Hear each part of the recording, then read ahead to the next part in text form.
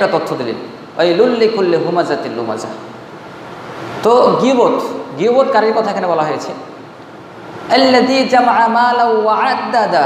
আর ওই সমস্ত ব্যক্তির জন্য দুর্ভোগ যারা অর্থ সম্পদ সঞ্চয় করে রাখে, জমা করে রাখে, ওয়া আদ্দাদা, এবং সেটাকে গুনে গুনে রাখে।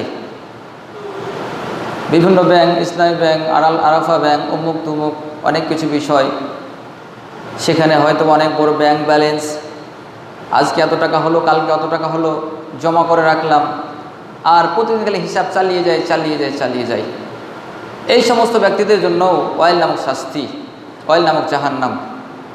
আমরা হয়তোবা জানতে পারতাম না, বুঝতাম না যে কত মানুষের কত সম্পদ আছে, এত সম্পদ।